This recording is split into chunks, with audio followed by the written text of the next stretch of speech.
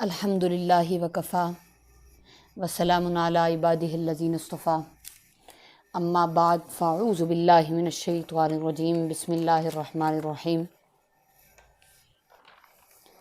قال رسول اللہ صلی اللہ علیہ وآلہ وسلم اللہم بلغنا رمضان۔ یہ بہت قیمتی اور مبارک دعا ہے۔ رجب سے ہی نبی پاک صلی اللہ علیہ وآلہ وسلم رمضان المبارک کو پانے کے لیے دعا فرمانا شروع کر دیا کرتے تھے، یعنی گویا کہ رجب سے ہی رمضان کی خوشبو آنے لگ جاتی تھی۔ اللہ تبارک و تعالیٰ اپنی مخلوق میں سے بعض کو بعض پر فضیلت عطا فرماتے ہیں، جیسے اللہ پاک نے انسانوں میں سے اپنی انبیاء اور رسولوں کو فضیلت عطا فرمائی ہے، پھر تمام انبیاء میں محمد رسول اللہ صلی اللہ علیہ وآلہ وسلم کو سب پر فضیلت بخشی ہے۔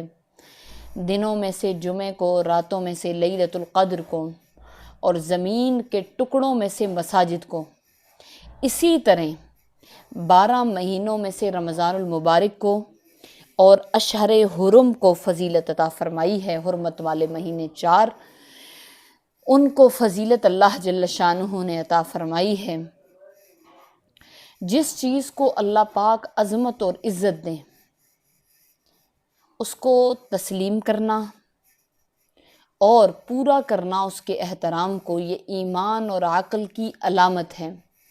پس حرمت والے مہینے رجب کا بھی احترام کرنا ہے اور رمضان کا بھی احترام کرنا ہے، ذی الحجہ اور ذوالقعدہ کا بھی احترام کرنا ہے، لیکن رمضان کا احترام سب سے زیادہ، اور احترام کیا ہے کہ سب گناہوں سے بچنا ہے اور نیکیوں کو بڑھا دینا ہے، نیکیوں کو بڑھا دینا ہے۔ ہاں جی، ہم کل سے جو آپس میں مذاکرہ کر رہے تھے وہ رمضان المبارک کے استقبال کے متعلق تھا۔ رمضان المبارک کی ایک فضیلت یہ بھی ہے کہ جہنم کے مستحق افراد بخش دیے جاتے ہیں، اس لیے ہم بھی محنت کر کے اپنے آپ کو جہنم کی آگ سے بچا لیں۔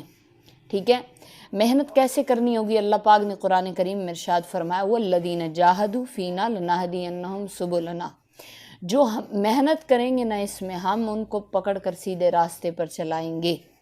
بے طلبوں کو دین نہیں ملا کرتا، طلب والوں کو اللہ جل شانہ نواز دیا کرتے ہیں۔ اب محنت کیسے کرنی ہوگی؟ اس کے لیے مندرجہ ذیل کام کرنے ہوں گے۔ یہ کام انسان کو کرنے ہوں گے کہ سب سے پہلے تو دعا کا اہتمام کرنا ہوگا کہ یا الہ العالمین، ہمیں قبولیت، رحمت اور مغفرت والا رمضان المبارک نصیب فرما دیجئے۔ کون کون سا؟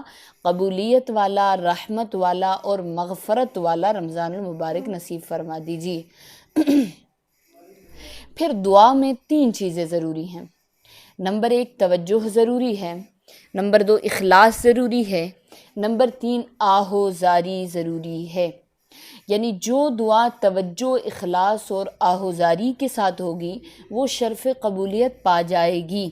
بے توجہی سے کی گئی دعائیں، دیکھیں جب بندہ کسی سے مانگنے کے لیے بھی جاتا ہے تو ہمہ متوجہ ہوتا ہے، یا لکھ کر لے کر جاتا ہے، یا زبانی، یا کسی اچھے بولنے والے کو لے کر جاتا ہے کہ آؤ اور آ کر میری طرف سے میرا مدعا پیش کر دو۔ لہٰذا پہلی چیز توجہ تو انتہائی ضروری ہے۔ پھر مخلص بھی ہونا دعا مانگنے میں کہ اللہ ہی سب کچھ کرتا ہے، اللہ کا غیر کچھ نہیں کر سکتا۔ آہوزاری بھی ہو، آہوزاری یعنی گڑ گڑانا بھی ہو۔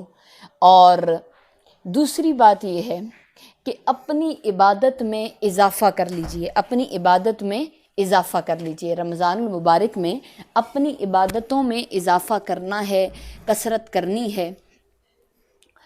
فرائض کے ساتھ نوافل کا بھی اہتمام ہو، اور اس کے ذریعے سے اللہ پاک کا قرب اور محبت بھی محسوس کی جائے، اور یہ بھی سوچا جائے کہ اللہ جل شانہ نے اپنے سامنے سجدے کرنے کا موقع دیا ہے۔ ایک وقت وہ بھی آئے گا نا، یوم یکشف عن ساق ویدعون الی السجود فلا یستطیعون، کہ بندے سجدہ کرنے کی طاقت ہی نہیں رکھ رہے ہوں گے، اور یہ اللہ پاک کی محبت ہے کہ اللہ تعالیٰ سجدہ کرنے کی توفیق عطا فرما دیتے ہیں۔ تیسری بات یہ ہے، پہلی بات یہ تھی نا کہ دعا کا اہتمام کرنا ہے، اپنی عبادات میں اضافہ کرنا ہے۔ اگر کسی پر قرضہ ہے تو وہ سچے دل سے نیت کر لے کہ جیسے ہی مال لائے گا میں قرضہ ادا کر دوں گا، ٹھیک ہے۔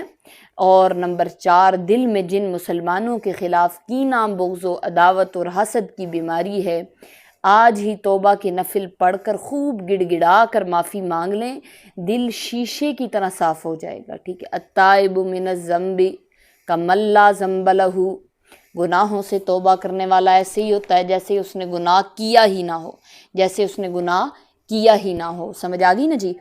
بندہ صحیح کر کے اہتمام سے وضو کرے۔ اس کے بعد نفل میں بعض علماء یہ بھی فرماتے ہیں کہ قل یا ایھا الکافرون اور قل ھو اللہ والی صورتیں توبہ کے نفل میں پڑھی جائیں۔ اور بعض علماء یہ بھی فرماتے ہیں کہ سورہ اخلاص چونکہ تہائی قرآن کا ثواب ہوتا ہے، جو 3 مرتبہ سورہ اخلاص پڑھے گا تو گویا کہ اس نے پورا قرآن پڑھ لیا، اس کو پورا قرآن پڑھنے کا ثواب مل جائے گا، ٹھیک ہے جی۔ اور دعائیں بھی ہیں، کتنی پیاری دعا ہے نا، یا ربی انتا انتا، اے میرے رب تو ہے، انا اور میں ہوں، انا الاواد بالذنب، میرا کام ہے گناہوں میں لوٹ لوٹ کر آنا، وانت العواد بالمغفرہ، اور تیرا کام ہے بار بار میری بخشش کے فیصلے کرنا، اللہم اغفر لنا انک کنت غفارا۔ جی، پھر احکام رمضان کے متعلق بھی کچھ ہمیں سیکھنا چاہیے۔ رمضان المبارک کے روزے فرض عین ہیں، اور اس کی فرضیت قرآن و سنت سے اور اجماع امت سے ثابت ہے۔ قرآن کریم میں نا یا ایھا الذین آمنوا کتب علیکم الصیام کما کتب علی الذین من قبلکم لعلکم تتقون۔ پھر جو روزوں کا انکار کرنے والا ہوگا وہ کافر اور خارج از اسلام ہے، اور جان بوجھ کر روزے نہ رکھنے والا فاسق اور مرتکب کبائر ہے۔ جب ضرورت شدیدہ ہو، کوئی طبیب حاذق بتا دے تو پھر روزہ چھوڑ سکتے ہیں، ویسے نہیں چھوڑ سکتے۔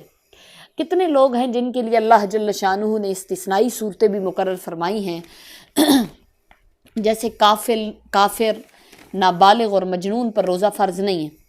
ہاں البتہ نابالغ جس کی عمر 10 سال کی ہو اس کو روزے کی عادت ڈالنی چاہیے، ٹھیک ہے، لیکن 10 سال سے کم عمر بچے کو مجبور نہ کیا جائے۔ ہاں عادت ڈالنے کے لیے اگر اس کی ہمت اور طاقت ہے تو پھر کبھی کبھی روزہ رکھوا سکتے ہیں۔ اسی طرح مریض، مسافر پر روزہ رکھنا ضروری نہیں ہے۔ مرض میں یہ ضروری ہے کہ روزہ رکھنے کے بعد مرض کے بڑھ جانے کا اندیشہ ہو، یہ بیماری کی طویل ہو جانے کا، تو پھر روزہ چھوڑ سکتے ہیں۔ اسی طرح مسافر ہے کہ اگر سفر میں تکلیف ہو، آرام دہ سفر نہ ہو تو پھر روزہ نہیں رکھنا چاہیے، اگر آرام دہ سفر ہو تو پھر روزہ رکھنا چاہیے، ٹھیک ہے جی۔ اگر کوئی کسی عذر شدید کی وجہ سے روزہ نہ رکھ سکے نا تو قضا ضروری ہوتی ہے، یہ بات بھی ذہن میں رکھ لیجئے۔ عورت بحالت حیض اور نفاس روزہ نہ رکھے اور پاکی ہو کر باقی روزے رکھ لے گی، قضا شدہ روزوں کی قضا کر لے گی، جتنے دن بھی ہوں گے ان دنوں کی قضا کرے گی۔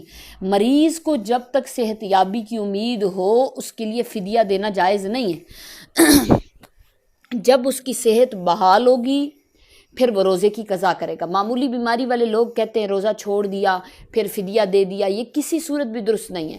ایسی بیماری ہے جیسے کسی کو اللہ نہ کرے کینسر ہے، شوگر کی ایسی سخت بیماری ہے کہ جس کے بعد کوئی صورت نہیں ہے تندرست ہونے کی، تو ایسے بندے کے لیے کسی صورت میں اجازت ہے، ٹھیک ہے جی۔ رمضان المبارک کے فضائل میں کل ہم نے ایک حدیث سنی تھی، آج بھی ہم ایک حدیث کا مذاکرہ کر لیتے ہیں۔ نبی پاک صلی اللہ علیہ وآلہ وسلم کے ارشاد گرامی کا مفہوم ہے کہ یہ ایسا مہینہ ہے کہ اس کا ابتدائی حصہ اللہ جل شانہ کی رحمت ہے، درمیانی حصہ مغفرت ہے، اور آخری حصہ آگ سے آزادی ہے، یعنی 3 حصوں میں رمضان کو تقسیم کر دیا گیا۔ جو شخص اس مہینے میں اپنے غلام اور خادم سے اس کا بوجھ یعنی ذمہ داری اور کام کاج کم کر دے تو اس مہینے میں تو اللہ جل شانہ اس مہینے میں اس کی مغفرت فرما دیتے ہیں، نمبر 1۔ نمبر 2، اس کو آگ سے آزادی عطا فرما دیتے ہیں۔ اور اس مہینے میں 4 چیزوں کی کثرت کرو جن میں سے 2 چیزیں اللہ کی رضا کے واسطے اور 2 چیزیں ایسی ہیں جن کو حاصل کیے بغیر تمہیں کوئی چارہ کار نہیں۔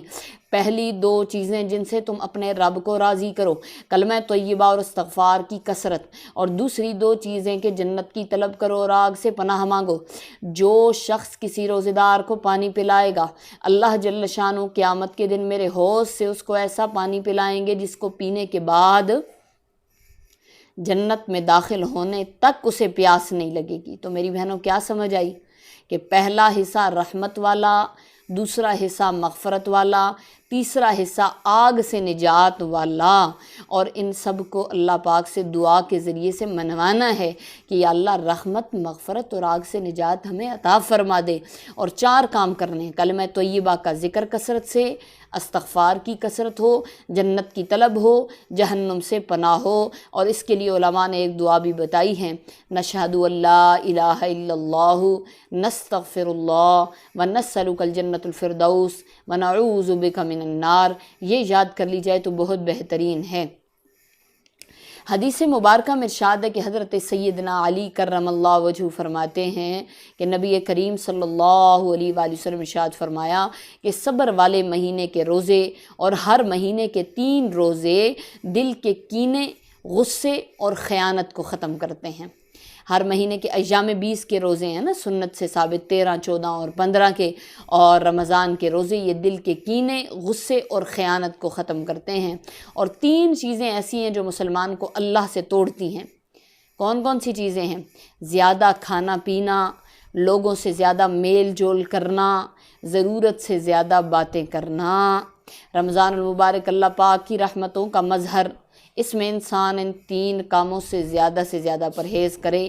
نوٹ کر لیجئے، زیادہ کھانا پینا، لوگوں سے زیادہ میل جول کرنا اور ضرورت سے زیادہ باتیں کرنا۔ یہ 3 چیزیں ایسی ہیں جو اللہ جل شانہ سے انسان کے تعلق کو توڑ دیتی ہیں، اور جب تعلق بنانا ہے تو پھر ان 3 چیزوں سے، 3 کاموں سے پرہیز کرنی ہے۔ تو ایک دفعہ سب یہ دعا دہرا لیجئے گا، نشہد ان لا الہ الا اللہ نستغفر اللہ ونسألک الجنۃ الفردوس ونعوذ بک من النار۔ 4 کام آ گئے، لا الہ الا اللہ بھی آ گیا، استغفار بھی آ گیا، جنت کی طلب بھی آ گئی، اور جہنم سے پناہ بھی آ گئی۔ اور ایک جگہ ارشاد ہے کہ جو فجر کی نماز کے بعد 7 مرتبہ اور مغرب کی نماز کے بعد 7 مرتبہ پڑھتا ہے، اللہم اجرنا من النار، اللہ جل شانہ اس کو جہنم کے عذاب سے بچائیں گے۔